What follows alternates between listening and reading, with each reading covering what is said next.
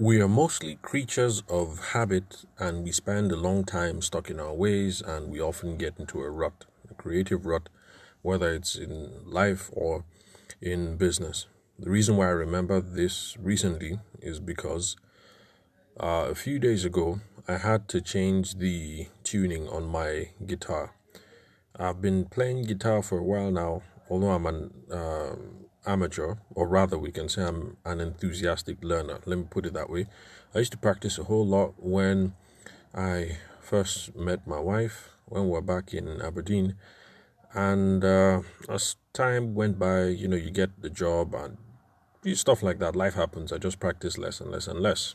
And even more so after the kids arrived, especially since every time you whip the guitar out and you have two rambunctious boys, they just want to do everything. They want to pull and pluck at the strings and pull at the tuning pins and turn the knobs on the amplifier and on and on. So it was just easier to leave the guitar in its case.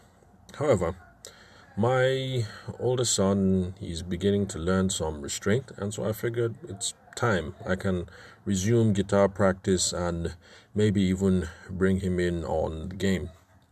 And so that was the plan. But then I ran into a problem.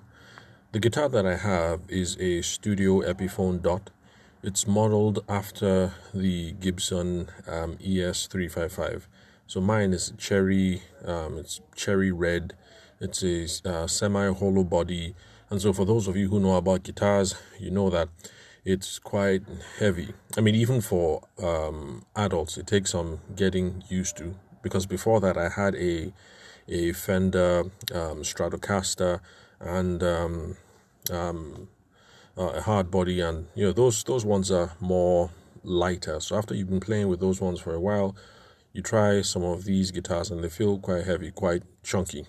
And so if it's heavy for someone my age, of course, you know that a youngster like my son would find it even more so. And so that's a problem we always ran into.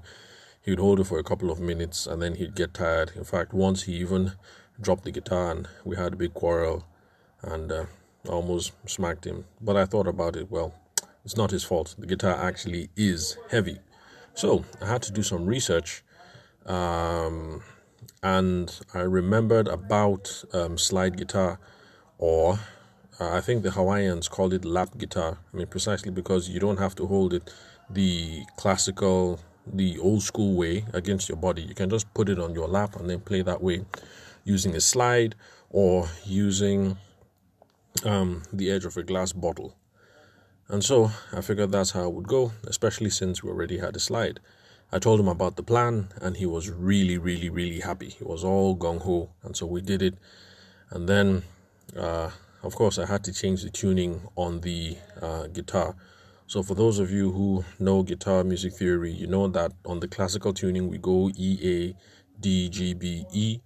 But now the guitar had to be tuned, I think it's D, A, D, F sharp, A, D, I think, or something like that. So it was really weird trying to tune the guitar in a different way because my ears had become attuned over the years to tuning the guitar one way, and now I was trying to tune it the other way. And I just thought it was really weird. Now I understand how people who are left-handed must feel when they first have to drive cars that are, for right-handed people, or guitar players who are left-handed but who have to learn how to play with right-handed guitars, maybe because in their hometown, you just can't find a left-handed guitar. So just felt really, really weird. But that was not all.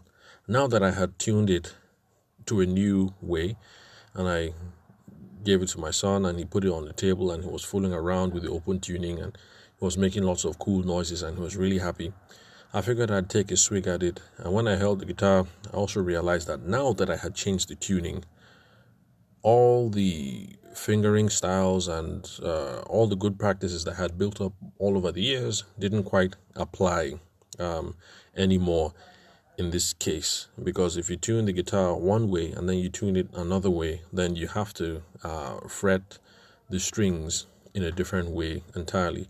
So now I'm having to learn a new set of skills. I'm going to have to learn how to fret the strings in a new way, get my ear accustomed to this new way of tuning the guitar. And it's been an interesting learning opportunity so far. So now I'm not just teaching my son how to play the guitar, but I'm also having to teach myself a new way of playing the guitar all over again. However, it turns out there's some things that we used to do in the old days. I play picking style. That's using a pleck. I don't use my fingers, but I use a little bit of plastic. It's a triangular bit of plastic. It's called a plectrum or a pick. So that's what I use. So basically, my right hand technique is still the same, and some of the music theory still carries over. The whole thing of playing a full note or a half note, some of those things still apply. So it turns out that for guitar playing, as in life, there are some things that you do that even when you're put in an entirely different context, you have transferable skills that you can take along. So what's the whole point of me rambling on today about guitars, especially for those of you who are listening who might not be interested in music at all, or let's say piano is your jam, or who like guitar but who don't give a hoot, but you don't give a hoot about music theory and technique and stuff like that. I guess the bottom line, what I'm trying to share with you today, and not sales related, is that we should try to shake things up every once in a while, because it's exciting and exhilarating when you get out of that rut. There's a way that your mind opens up and your brain just seems to open up. And now it's been close to a decade, and somehow the prospect of playing guitar again seems exciting, as I learned a new way to play entirely, and as my son gets exposed to this wonderful world of music that is out there. And also, just to highlight the importance of transferable skills, there are some things that you learn that apply in multiple contexts. So even though I've changed the tuning on the guitar, it turns out that some right-hand technique still applies, some left-hand technique still applies, even though I have to learn new chord shapes, new chord structures, and things of that nature. But we've got transferable skills there. So today's not so sales-related episode is basically to invite you guys to go on a wonderful walk through life, just like I am doing. Try and switch some things up, get out of the rut. It'll provide some inspiration and some verve and some joy to your life that perhaps may have been missing in whatever it is that is your current hobby, that thing that gives you joy, or that you use to soothe, or whatever.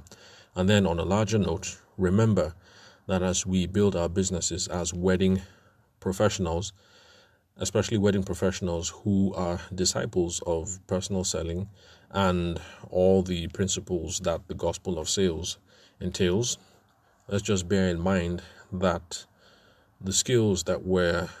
some of the skills that we are playing around with today are going to be easily transferable to different contexts. And so there's very little that we do in trying to build a sustainable business, in trying to build trying to be a consummate wedding industry professional. There are some things, very little things, let me put it that way, that are going to be wasted when we switch context and change gears in this journey of life. So I guess that's it with my, should I call this the Guitar Zen episode? Reminds me of that funny book that I read a while ago. I think it was Motorcycle Zen, or Philosophy for Motorcycle Riders, or something like that. Interesting fictional story. So anyway, I'll stop here before I keep rambling on for too long.